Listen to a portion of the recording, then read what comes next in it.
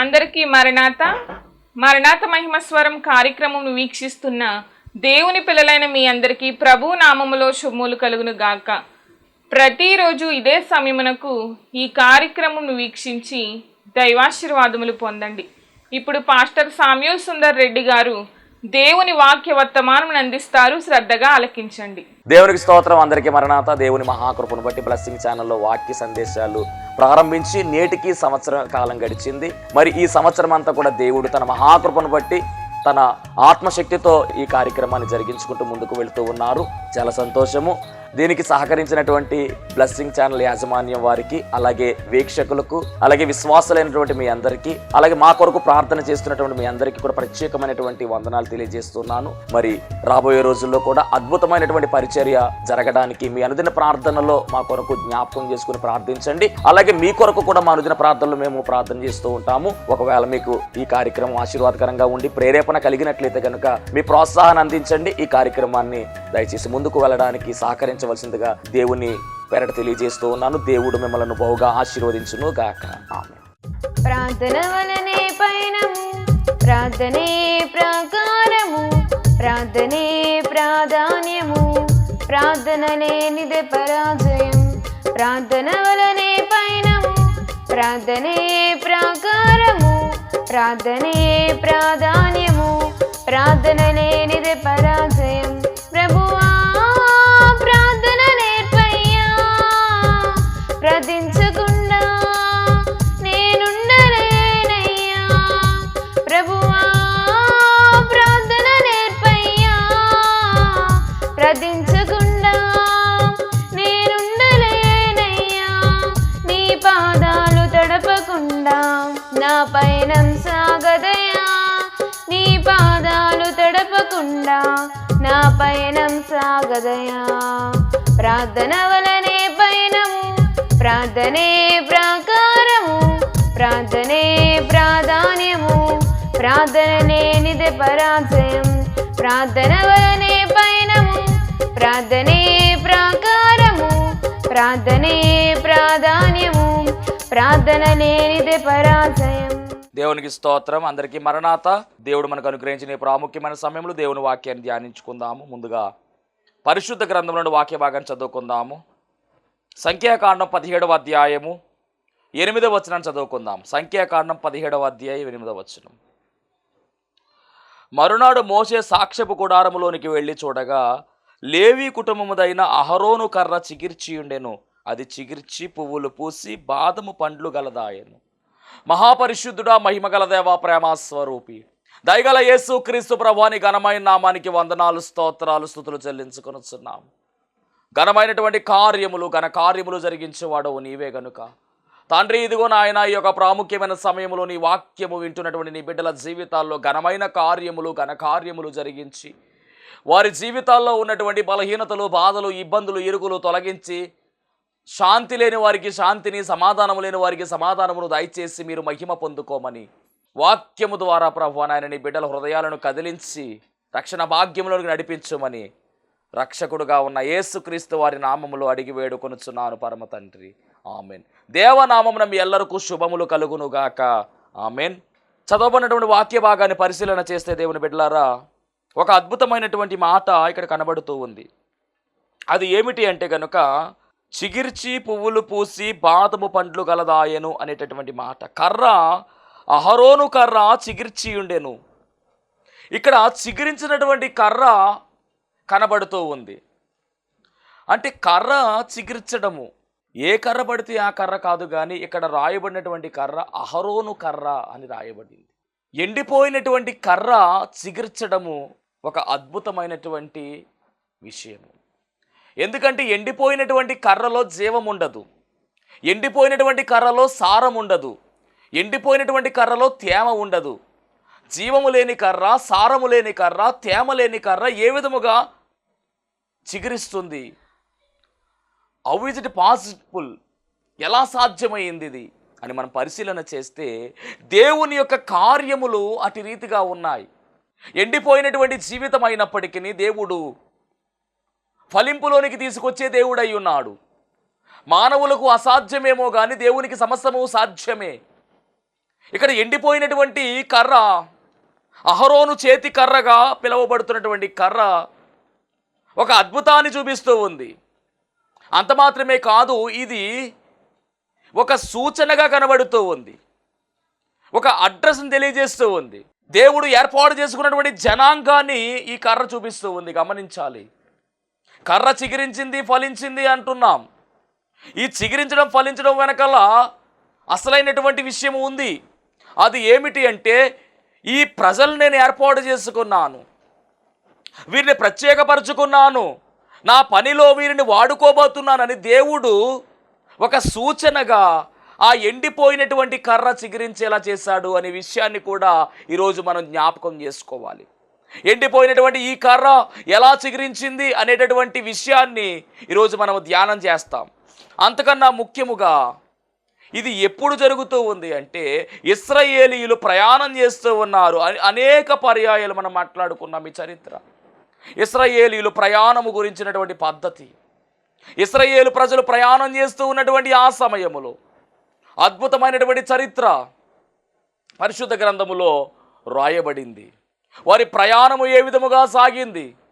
దేవుడు పగలు మేఘస్తంభములో, రాత్రి అగ్నిస్తంభములో ఆయనే తోడుగా ఉండి ఆహారం అంటే ఆహారమును దేవుడు కురిపించాడు. నీరు కావాలంటే బండ నుంచి నీళ్లు రప్పించాడు, సముద్రాలను రప్పించాడు. గమనించాలి, వారికి ఏ లోటు లేకుండా దేవుడే పగలు మేఘస్తంభములో, రాత్రి అగ్నిస్తంభములో ఉండి నడిపిస్తూ ఉన్నాడు. ఏ పురుగు వల్ల, ఏ కీటకం వల్ల ఎలాంటి ఇబ్బందులు రాకుండా దేవుడే చాలా చక్కని కాపుదల ఇచ్చి నిన్ను కాపాడువాడు, కునుకడు, నిద్రపోడనేటువంటి వాగ్దానము, స్థిరమైనటువంటి వాగ్దానము, బలమైనటువంటి వాగ్దానము వారి జీవితాల్లో నెరవేర్పు గావించుకుంటూ దేవుడే వారి ప్రయాణములో దేవుడే సహాయముగా ఉండి, దేవుడే తోడుగా ఉండి, ఆయన హస్తమును తోడుగా ఉంచి, ఆయన సన్నిధిని తోడుగా ఉంచి వారిని నడిపిస్తూ ఉన్నటువంటి విధానం ఇక్కడ రాయబడింది. దేవుని మహిమ కలుగునుగాక. వారు ఏదడిగితే అది ఇస్తూ ఉన్నాడు దేవుడు. మాంసము కావాలి అంటే కనుక పూరేడు పక్షులను రప్పించాడు, మన్నాను కురిపించాడు, చక్కని ఆహారము, దేవదూతలు తినేటటువంటి ఆహారం, అది ఆకాశము ధాన్యముగా పిలువబడింది. అలాంటి ఆహారము తింటూ దేవుని కాపుదలలో, ఆయన ప్రొటెక్షన్లో వారు ముందుకు సాగుతూ ఉన్న సందర్భములో ఏమి జరుగుతుంది అంటే, వారిలోనే ఒక టీం ఏర్పడింది, ఒక వ్యతిరేకమైన ధోరణి ఏర్పడింది. సంఖ్యాకాండం 16వ అధ్యాయం 1వ వచనం. లేవీకి ముని మనవడును, కహాతు మనవడును, ఇస్సారు కుమారుడును అగు కోరాహు. ఈ కోరాహు రుబేనీయులలో ఏలియాబు కుమారుడైన దాతాను, అబీరాములను, పెలేతు కుమారుడైన ఓనును యోచించుకొని, మొత్తం మీద కోరాహుతో పాటు దాతాను, అబీరాము, అలాగే పెలేతు కుమారుడైన ఓను, వీళ్ళ నలుగురు కూడా ఆలోచించుకుని ఇశ్రాయేలీలో పేరు పొందిన సభికులను, సమాజ ప్రధానులైన 250 మందితో మోషేకు ఎదురుగా లేచి, అంటే మోషే గారికి వ్యతిరేకముగా ఒక టీం ఫామ్ అయ్యింది. వ్యతిరేకముగా లేచి మాట్లాడుతూ ఉన్నారు. ఏమని అంటే కనుక, మోషే అహరోనులకు విరోధముగా పోగుపడి, మీతో మాకిక పని లేదు, ఈ సర్వ సమాజములోని ప్రతి వాడును పరిశుద్ధుడే, యెహోవా వారి మధ్య ఉన్నాడు, యెహోవా సంఘం మీద మిమ్మును మీరేలా హెచ్చించుకొనుచున్నారనగా. మొత్తానికి దేవుని నాయకత్వంలో దేవుడు మోషేని ఏర్పాటు చేసుకుని నడిపిస్తూ ఉంటే, మోషే గారికి వ్యతిరేకముగా ఈ యొక్క బ్యాచ్ లేసింది. వారిలో ప్రధానమైనటువంటి వాడు ఎవడు అంటే కోరాహు, అతనితో పాటు మరొక 3 ఉన్నారు. అలాగే 250 మంది, అనగా వీళ్ళందరూ కూడా వ్యతిరేకంగా మాట్లాడుతూ ఉన్నారు. ఏమని అంటే కనుక, మీతో మాకు ఇక పని లేదు, మీతో ఇక మాకు పని లేదు, దేవుడు మీతోనే మాట్లాడతాడా, మాతో మాట్లాడ్డా ఏంటి అన్నట్టుగా వీరు వ్యతిరేకంగా మాట్లాడుతున్నారు. దీనికి కారణం ఏమిటంటే, మేము కూడా యాజకత్వ పని చేస్తామని కింద సందర్భంలో మనం చూస్తాం. ఏదేమైనప్పటికీ వారు మాటలు ఎక్కువయ్యే కొలది దేవుని యొక్క కార్యము, దేవుడు ఎంటర్ అయ్యాడు ఆ కార్యములోనికి. ఏమి జరిగింది అంటే కనుక, భూమికి దేవుడు ఆజ్ఞాపించగా భూమి నోరు తెరచింది. భూమి నోరు తెరచి ఆ యొక్క కోరాహు కుటుంబీకులను, అలాగే దాతాను, అబీరాము అనేటువంటి వారిని, వీరందరినీ కూడా భూమి మింగివేసినట్టుగా రాయబడింది. 250 మంది మీదకి పైనుంచి అగ్ని దిగి వచ్చి వారిని దహించి వేసింది. అనగా దేవుని పిల్లలైనటువంటి వారు, గమనించాలి, ప్రయాణములో ఉండి చక్కని దేవుని కాపుదల్లో నడిపిస్తున్నటువంటి వారు వ్యతిరేకంగా మారిపోయారు. దేవుని పనికి వ్యతిరేకత అనేటటువంటి ధోరణి ఉండడానికి వేరు లేదు, గమనించాలి. దేవుని పని సాగుతూ ఉంటే ఒకవేళ అడ్డగిస్తున్నావేమో, ఈ వాక్యం వింటున్నటువంటి ఓ దేవుని బిడ్డలారా జాగ్రత్తగా వినవలసినటువంటి మాట ఏమిటి అంటే, దేవుని పని జరుగుతూ ఉంటే ఒకవేళ మీరు గనక అడ్డగిస్తూ ఉంటే అది శ్రమ అవుతుంది. దేవుని పనికి సహకరించే సహకారులుగా ఉండాలి తప్ప అడ్డగించే వారముగా మనం ఉండడానికి వీలు లేదు. అది దేవుని కార్యమై ఉన్నది, దేవుని పని అయి ఉన్నది. కనుక చాలా జాగ్రత్త, చాలా జాగ్రత్త. ఎందుకంటే దేవుడు ఊరుకోడు, పనికి అడ్డు రావడానికి వీలు లేదు. అక్కడ ఆ యొక్క ప్రయాణం అంతా సాఫీగా జరుగుతూ ఉంటే వీళ్ళు అడ్డొచ్చారు, వ్యతిరేకంగా మాట్లాడారు. కానీ ఆ క్షణమే వారు నశించివేయబడ్డారు, చంపివేయబడ్డారు. అప్పుడు దేవుడు అంటున్నటువంటి మాట గమనించాలి. నేను మిమ్మల్ని ఏర్పాటు చేసుకున్నట్టుగా ఒక సూచన కావాలి, ఆ సూచన గురించి చెబుతాను మోషే. అది ఏమిటి అంటే కనుక 12 గోత్రాల నుంచి 12 కర్రలు తీసుకురండి. గోత్రానికి ఒక పెద్ద ఉండాలి. 12 కర్రల పేర్లు 12 గోత్రాల పేర్లు రాయమని చెప్పాడు దేవుడు. పెద్దల పేర్లు రాయమన్నాడు. ఇప్పుడు ఆ 12 కర్రల్లో నేను ఏర్పాటు చేసినటువంటి కర్ర ఏదైతే ఉందో అది చిగురుస్తుంది, అది ఫలిస్తుంది అని దేవుడే చెప్పాడు. ఇది ఒక సూచన, నేను యాజకత్వ పనికి మిమ్మల్ని ఏర్పాటు చేసిన ఒక సూచన అది అని దేవుడు చెప్తే 12 మంది కూడా 12 కర్రలు తీసుకొచ్చారు. అహరోను కర్ర, లేవి గోత్రం అని రాయబడినటువంటి లేవి గోత్రము అనేటటువంటి గోత్రానికి చెందిన కర్ర అహరోను కర్ర. అంటే లేవి గోత్రం 3వ గోత్రం. ఈ గోత్రం మీద వచ్చినటువంటి కర్ర పేరు మీద ఏమి రాయమన్నారంటే కనుక అహరోను అని రాయమన్నాడు దేవుడు. మొత్తం మీద కర్రలన్నీ కూడా జాగ్రత్తగా కలెక్ట్ చేశారు, వాటిని గుడారంలో పెట్టారు. పెట్టిన తర్వాత ఆ రాత్రి దేవుని కార్యం ఏమిటి అంటే కనుక 12 కర్రలు పెడితే 11 కర్రలు అలాగే ఉన్నాయి, కానీ 12వ కర్ర ఏమైంది అంటే కనుక చిగురించింది అని రాయబడింది. దేవుని మహిమ కలుగును గాక. చిగురించడం మాత్రమే కాదు, ఆ కర్ర చిగురించింది, ఫలించింది. అంత మాత్రమే కాదు, కాయలు కాసినట్టుగా రాయబడింది. దేవుని మహిమ కలుగును గాక. ఇది మహా అద్భుతం. ఇది ఎందుకు ఇలా జరిగింది? ఆ కర్ర ఎవరిది అంటే అహరోనుది. ఇప్పుడు ఇలా చిగురించడం వల్ల ఏం జరుగుతుంది అంటే, నేను ఏర్పాటు చేసుకున్నటువంటి నా బిడ్డలు వీరు అని చెప్పడము ఇక్కడ మనం చూస్తున్నాం. అంటే దేవుని యొక్క ఏర్పాటు బిడ్డలు ఎలా ఉండాలంటే ఒక ప్రత్యేకత కలిగి ఉండాలి. దేవుని కలిగి ఉంటే, యేసుక్రీస్తు ప్రభువాన్ని కలిగినటువంటి మనము లోకములో ఉన్నటువంటి వారి వలె ఉండడానికి వీలు లేదు. మనకంటూ ఒక ప్రత్యేకత, దేవుని చూపించినటువంటి ప్రత్యక్షత మనం కలిగి ఉండాలి. మనలో నుంచి యేసుక్రీస్తు ప్రభువారు కనబడాలి. మనం చూస్తే ప్రభువుని చూసినటువంటి విధానంలోనికి మనం మార్చబడాలి. అలా ఉండాలి అంటే కనుక మనలో ఉన్నటువంటి లోకపరమైనటువంటి విషయాలు అన్నీ అంతమొందాలి. దైవ లక్షణాలు మనలోనికి రావాలి. దేవుని యొక్క ప్రేమతత్వం మనలో నిండిపోవాలి. దేవుని యొక్క క్షమాగుణం మనం కలిగి ఉండాలి. దీర్ఘశాంతము కలిగి ఉండాలి. దయాళుత్వం కలిగి ఉండాలి. దీన మనసు కలిగి ఉండాలి. దేవుని యొక్క కృపలో మనం అందరము కూడా అర్థం చేసుకుంటూ ఐక్యత కలిగి ముందుకు సాగాలి. ఇవన్నీ దైవ లక్షణాలు అయి ఉన్నాయి. ఆయన న్యాయవంతుడు కనుక న్యాయం కలిగి ఉండాలి. ఆయన పరిశుద్ధుడు కనుక మనం కూడా పరిశుద్ధులుగా జీవించాలి. ఇవన్నీ జీవించాలి. అప్పుడే మనము క్రీస్తుకు ముద్రలుగా మార్చబడతాం, క్రీస్తు పత్రికలుగా వాడబడతాం. పౌలు గారు అంటాడు కదా, క్రీస్తు పత్రికలు మీరంటాడు. సైనికులు, నిజమైనటువంటి సైనికులు మనమే. ఆయన పనిలో సంభాలుగా పిలువబడుతున్నాం, సైనికులుగా పిలువబడుతూ ఉన్నాం, పత్రికలుగా పిలువబడుతూ ఉన్నాం. యేసుక్రీస్తు ప్రభు వారిని మనము కనపరిచే విధముగా మనము కొనసాగవలసిన వారమై ఉన్నాము. మన వల్ల ఆయనకు అపకీర్తి రావడానికి వీలు లేదు. మీ వల్ల కదా నా నామము అన్యజనుల్లో దూషింపడుచున్నదని ఆయన అనడానికి వీలు లేదు. గమనించాలి. ఆయన నామాన్ని మనం కనపరిచే విధముగా ఉండాలి. ఆయన పనిలో మనం ముమ్మరముగా వాడబడే వారముగా ఉండాలి. ఇక్కడ సూచనగా కనబడుతున్నటువంటి ఈ కర్ర గమనించండి, ఎండిపోయినటువంటి కర్రే, అసలు చిగురించడానికి అవకాశమే లేదు. కానీ దేవునికి సమస్తము సాధ్యమే గనుక ఆయన చిగురింపజేస్తూ ఉన్నాడు. ఈ వాక్యం వింటున్నావు సహోదరి, నీ జీవితంలో కూడా ఎండిపోయినటువంటి తత్వంలో నీవు ఉన్నావు. అయ్యో నా జీవితంలో చిగురింపు లేదు, ఫలింపు లేదు అని నువ్వు బాధపడుతూ ఉన్నావు. బాధపడుతూ చాలా దిగులుతో ఈ వాక్యం వింటూ ఉన్నావు. ఎండిపోయినటువంటి నీ జీవితంలో దేవుడు ఖచ్చితంగా చిగురింపు ఇస్తానని చెబుతూ ఉన్నాడు. అంత మాత్రమే కాదు, ఫలించినటువంటి గొప్ప లక్షణాన్ని దేవుడికి ఇవ్వబోతూ ఉన్నాడు. జాగ్రత్త, ఈ మాటలు చాలా జాగ్రత్తగా ఆలకించు.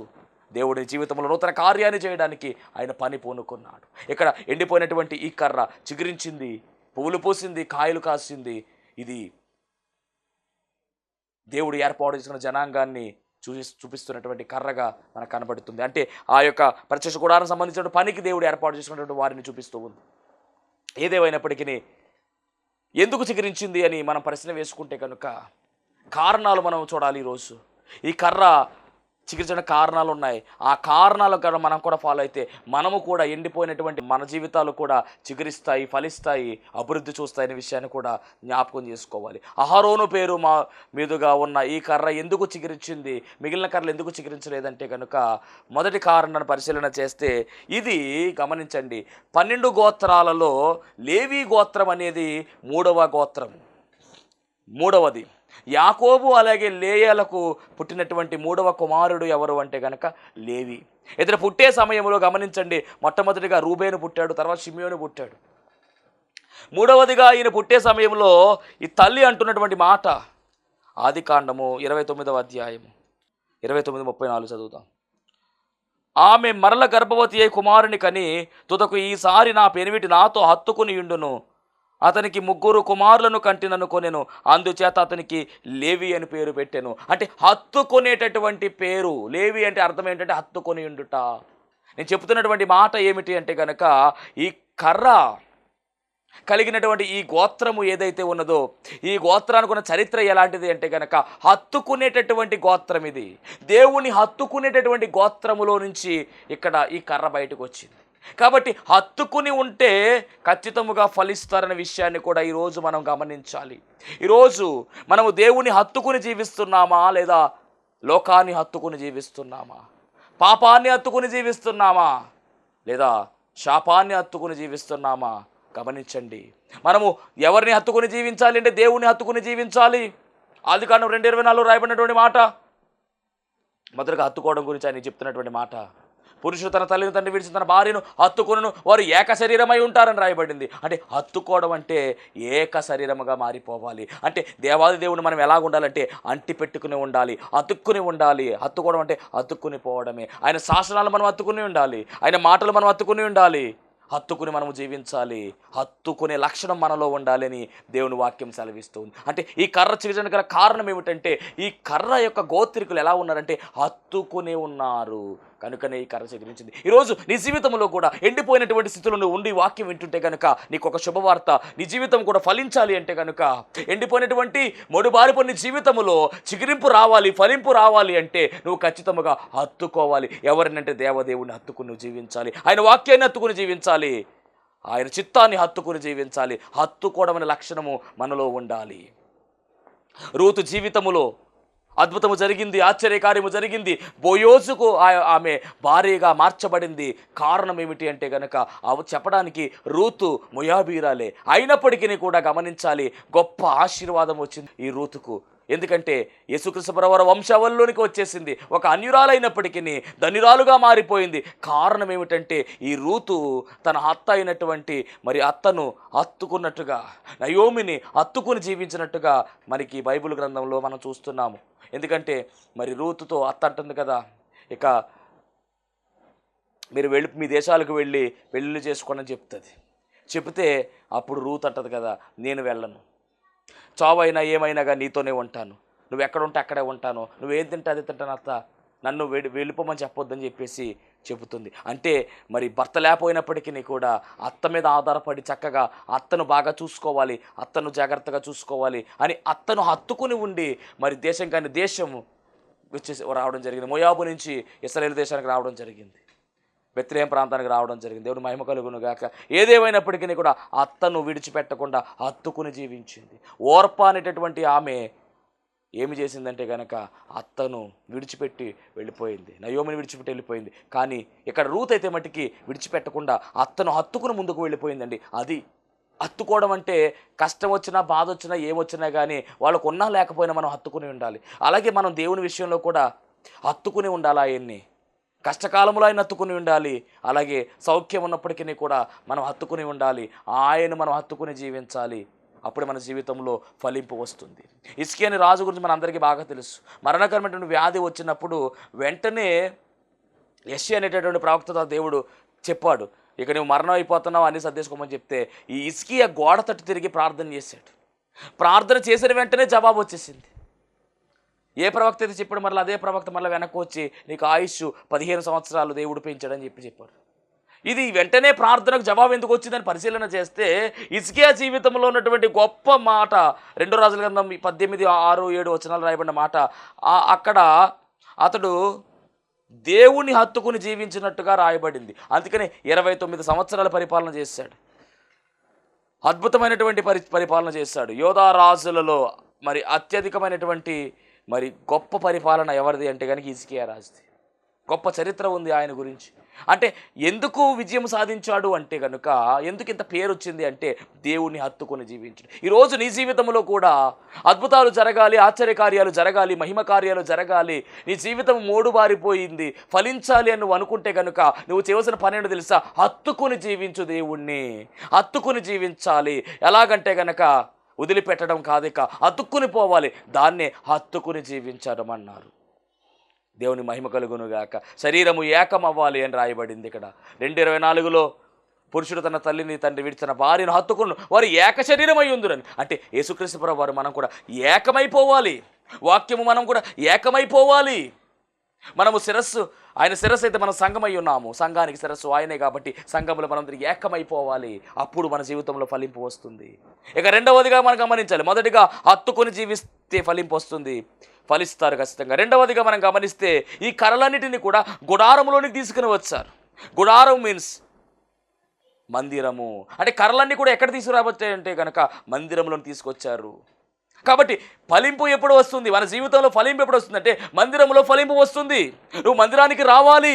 మందిరానికి రావడానికి కారణాలు చెప్తూ ఉంటారు, సాకులు చెప్తూ ఉంటారు. ఏమ్మా ఎందుకు రాలేదమ్మా అంటే వర్షం వచ్చింది అందుకు రాలేదని చెప్పేవాళ్ళు ఉన్నారు. ఏమ్మా ఎందుకు రాలేదంటే ఎండ ఎక్కువగా ఉంది కాబట్టి రాలేదని చెప్పేవారు వారు ఉన్నారు.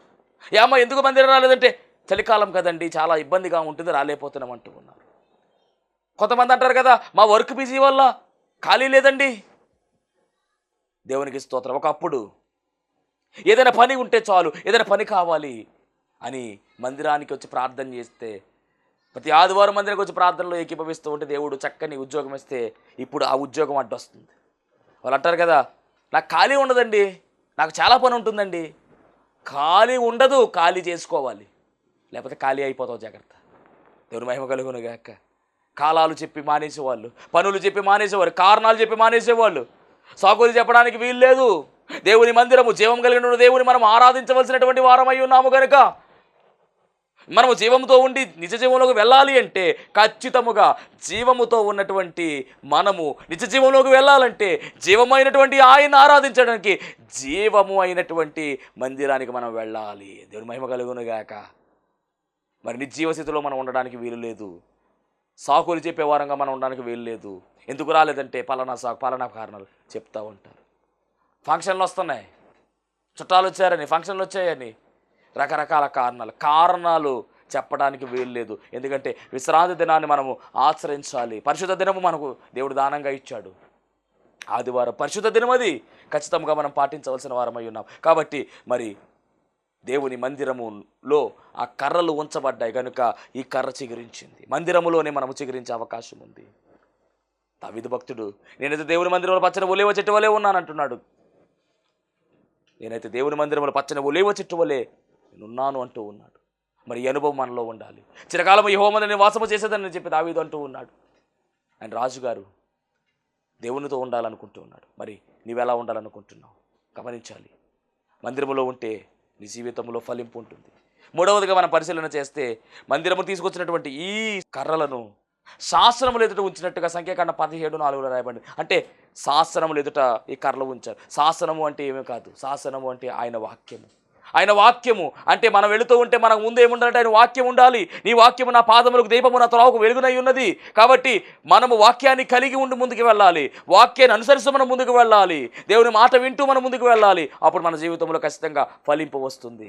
ఒకటి దేవుని హత్తుకుని జీవించాలి. 2 దేవుని మాట ఇక్కడ గమనించాలి. రెండవదిగా మనం పరిశీలన చేస్తే మందిరంలోనికి రావాలి. మూడవదిగా దేవుని మాట మనం వినాలి. వాక్యాన్ని కలిగి మనం ముందుకు సాగాలి. ఈ 3 పనులతో 4వ పని, మరి కర్రలన్నీ కూడా మందిరంలోకి వచ్చాయి, శాసనం ముందర పెట్టబడ్డాయి. కానీ ఈ ఒక్క కర్రే ఫలించిన కారణం ఏమిటంటే కనుక 4వ కారణము, కర్రలిచ్చే సమయంలో వాళ్ళందరూ కూడా ముసలోడికి చేతత్వం ఎక్కువైపోయింది, ఈ కర్ర ఏం ఫలిస్తుంది అని చెప్పేసి అనుకుని ఇచ్చారు. ఫలింపు లేదు. అహరోను దేవుడు కార్యం జరిగిస్తాడని నమ్మకంతో ఇవ్వడం జరిగింది, విశ్వాసంతో ఇవ్వడం జరిగింది. అంటే ఈరోజు మందిరానికి వచ్చే వారందరూ కార్యాలు జరుగుతాయి అంటే కనుక విశ్వాసము ద్వారానే జరుగుతాయి, విశ్వాసము ద్వారానే కార్యాలు జరుగుతాయి. గమనించండి. కాబట్టి 4వదిగా విశ్వాసము కలిగి ఉంటే ఖచ్చితంగా మన జీవితాల్లో కూడా చిగురింపు ఉంటుంది, మన జీవితాలు కూడా ఫలిస్తాయి. మరి అలా ఫలిస్తే ఏం జరిగింది? ఈ అహరోను కర్ర ఫలించినటువంటి ఈ అహరోను కర్ర మందసములో పెట్టబడినట్టుగా ఎబ్రీ పత్రిక 9:4 రాయబడింది. మందసములో రాతి పలకలు, అలాగే మన్నా కలిగినటువంటి పాత్ర, అలాగే 3వది ఈ యొక్క చిగురించిన అహరోను కర్ర పెట్టమని దేవుడు చెప్పాడు. అంటే దీని స్థాయి ఎక్కడికి వెళ్ళిపోయిందంటే మరి మందసంలోనికి వెళ్ళిపోయింది. ఈరోజు నీవు కూడా చిగురిస్తే ఏం జరుగుతుందంటే మందసమైన క్రీస్తులోనికి నువ్వు చేర్చబడతావు. దానిని పరిశుద్ధ వివాహం అన్నారు. పురుషుడు తన తల్లిని తండ్రి విడిచిపెట్టి తన భార్యను హత్తుకొనును అన్నట్టుగానే మనమందరం కూడా క్రీస్తులోనికి చేరువవ్వాలి అంటే ఖచ్చితంగా మన జీవితంలో ఏముండాలంటే చిగురించాలి, ఫలించాలి, పువ్వులు పోయాలి. ఫలింపు లేకపోతే నిత్యరాజ్యంలోకి మనం వెళ్ళలేము. ఇక్కడ ఈ కర్ర ఫలించిన కారణంగా మందసంలో పెట్టబడింది. మనం ఫలిస్తే యేసుక్రీస్తు అనే మందసంలోనికి మనం అందరం కూడా చేరువవుతాం. అట్టి ఫలింపు, అట్టి ఎగిరి మేఘమెక్కే ధన్యత దేవుడు మనందరికీ అనుగ్రహించునుగాక. ఆమేన్. మహాపరిశుద్ధుడ మహిమగల దేవాని ఘనమైన నామానికి వందనాలు, స్తోత్రాలు, స్తుతులు చెల్లించుకుంటున్నాం. దీవించండి, ఆశీర్వదించండి ప్రభువా. ఇదిగో తండ్రి మరి చిగురింపు ప్రభువా నాయన. అహరోను కర్ర చిగురించింది తండ్రి నాయన, పువ్వులు పోసింది, కాయలు కాసింది, ఫలింపులోకి వచ్చింది. అట్టి ఫలింపు ఆశీర్వాదం నీ బిడ్డలకు సమృద్ధిగా దయచేయమని, చీకటిని తొలగించి వెలుగుతో నింపమని యేసు నామములో అడుగుచున్నాం పరమ తండ్రి. ఆమేన్. అందరికీ మరణాత. దేవునికి స్తోత్రం. అందరికీ వందన మరణాత తెలియజేస్తూ ఉన్నాను. మరణాత మహిమస్వరం అనే ఆధ్యాత్మిక కార్యక్రమాన్ని వీక్షిస్తున్న మీ అందరికీ కూడా మరొక పర్యాయము ప్రభు పేర వందన మరణాత తెలియజేస్తూ ఉన్నాను. మరి ఈ కార్యక్రమము ఎంతో ఆశీర్వాదంగా ఉందని, ఈ కార్యక్రమం ద్వారా ఎన్నో మేలు పొందుకున్నామని మరి మీరందరూ కూడా ఫోన్ కాల్ చేస్తూ ఉన్నారు. చాలా సంతోషము. ఎన్నో అద్భుత ఆశ్చర్యకార్యాలు దేవుడు ఈ కార్యక్రమం ద్వారా జరిగిస్తూ ఉన్నారు. దేవుని నామమునికి మహిమ కలుగునుగాక. మరి మీరు చూస్తున్నటువంటి ఈ యొక్క షెడ్ గురించి గతంలో మీకు చెప్పడం జరిగింది. యజమానుడు మరి దీన్ని బేరం పెట్టారని చెప్పేసి, దీన్ని తీసుకుంటే ఇక్కడ ఆరాధన జరుగుతుంది, లేకపోతే మనం బయటికి వెళ్ళాలనేటువంటి పరిస్థితిని మీకు చెప్పినందుకు చాలామంది మరి సహకరించారు. కొంతమంది మరి అమౌంట్ పంపించడం జరిగింది, అలాగే ప్రార్థన చేయడం జరిగింది. దేవుని మహాకృపను బట్టి పంపించినటువంటి కొంత అమౌంట్ మరి యజమానుడికి కట్టడం జరిగింది. ఇంకా చాలా అమౌంట్ మనము వారికి ఇవ్వాల్సి ఉంది. కనుక మరి ఈ కార్యక్రమాన్ని వీక్షిస్తున్నటువంటి మీకు ఎవరికైనా కనుక ప్రేరేపణ కలిగినట్లయితే కనుక మరి మీ వంతు సహకారాన్ని అందించండి. ఈ దీన సేవకునికి మీ యొక్క సహకారం అందించి ఈ సేవను మరి ముందుకు వెళ్ళేలాగా సహకరించవలసిందిగా ప్రభు పేరు తెలియజేస్తూ ఉన్నాను. మీకు ఎవరికైనా కనుక మరి ప్రేరేపణ కలిగినట్లయితే కనుక స్క్రీన్ మీద కనపడుతున్నటువంటి ఆ నెంబర్కి ఫోన్పే చేయండి, లేదా ఫోన్ చేసినట్లయితే కనుక నేనే స్వయంగా మాట్లాడతాను. మీ సహకారాన్ని అందించండి. ప్రభు పనిలో మీరు కూడా పాలి భాగస్తులు కావాల్సిందిగా ప్రభు పేరు తెలియజేస్తున్నాను. అందరికీ మరణాత.